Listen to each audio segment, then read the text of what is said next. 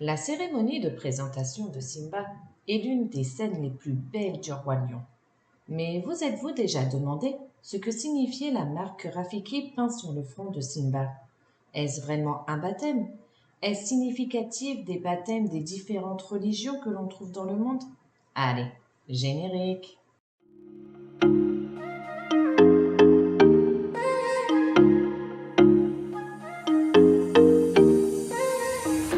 Avant de lancer la vidéo, je fais un petit aparté car je vais parler du coup de religion pour essayer d'expliquer une solution à une question que l'on peut se poser sur la cérémonie de Simba. En aucun cas je ne vise une religion en particulier ou des choses qui peuvent prêter à confusion. Personnellement, je crois seulement en l'argent que j'ai sur mon compte et dans mon porte-monnaie. Donc ne soyez pas offensés par le récit de la vidéo. Alors, faisons un petit retour en arrière. La toute première scène du Roi Lion est la présentation de Simba, où les animaux de la savane sont réunis au pied du rocher des lions pour découvrir l'enfant du roi Mufasa et de la reine Sarabi. Rafiki, le chaman, s'approche du lionceau qui le regarde et joue avec les fruits accrochés à son bâton. Puis Rafiki casse une noix de coco, plonge son pouce dedans, puis passe son pouce sur le front de Simba en y laissant une marque. Après avoir effectué ce rituel de bénédiction, Rafiki prend Simba dans ses bras et le présente à la foule.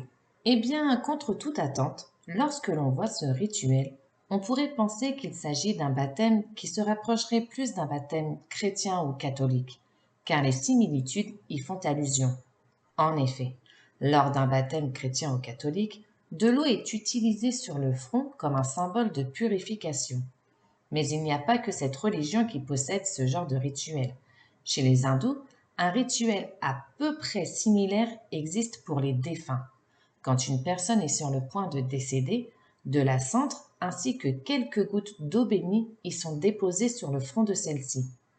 Ici, dans le Roi Lion, Rafiki n'utilise pas d'eau, mais plutôt l'huile qu'il y a dans la noix de coco. Sauf qu'il ne s'en sert pas vraiment pour arroser son front, car si on regarde bien, l'eau de noix de coco ne lui tombe pas vraiment sur la tête. Rafiki s'en sert plutôt pour tracer un trait rouge sur le front de Simba. Alors certaines personnes ont émis l'hypothèse qu'il s'agissait d'une onction. Alors une onction, pour ceux qui ne le savent pas comme moi, c'est une bénédiction que l'on pratique lors d'un cérémonial royal où de l'huile est effectivement versée sur la tête ou une partie du corps. On retrouve ce rituel principalement dans la monarchie britannique. Historiquement, cet acte exécuté par un évêque est considéré comme un moment entre le souverain et Dieu. De nos jours, cet acte est rarement utilisé.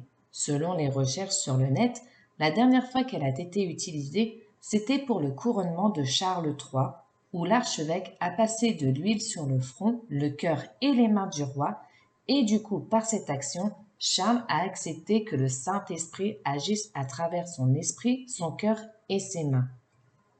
Ici, dans le Roi Lion, du coup, l'évêque est représenté par Rafiki, qui est, comme on le sait, le chaman de la terre des lions. Mais son rôle de chaman lui permet-il de faire ça? Eh bien oui, car dans les sociétés autochtones traditionnelles, le chaman est un expert religieux ou mystique qui agit en tant que guérisseur, prophète et gardien de la tradition culturelle. Le rôle de la Rafiki est de désigner par cette action le sacre de Simba dans son futur rôle de roi et qu'en suivant le chemin divin, il sera le nouveau roi le moment venu. On peut donc en conclure qu'ici la présentation de Simba aux animaux de la savane n'est pas un baptême mais une onction dont une célébration royale. Passons un court moment dans l'arbre de Rafiki, où Rafiki retrace un peu la présentation de Simba en le gravant sur son arbre. On remarque à ce moment-là que seul Simba est représenté en tant que lion. Était-il du coup le premier prince à avoir eu une célébration? Peut-être aurons-nous un élément de réponse avec le live-action de Mufasa. Pour ça, il faudra encore patienter quelques semaines. Mais néanmoins, la question se pose. Et vous, qu'en pensez-vous? Dites-le moi en commentaire, je vous lirai avec plaisir. Sur ce, mes petits flocons, je vous souhaite de passer une journée magique, je vous fais des bisous et je vous dis ciao!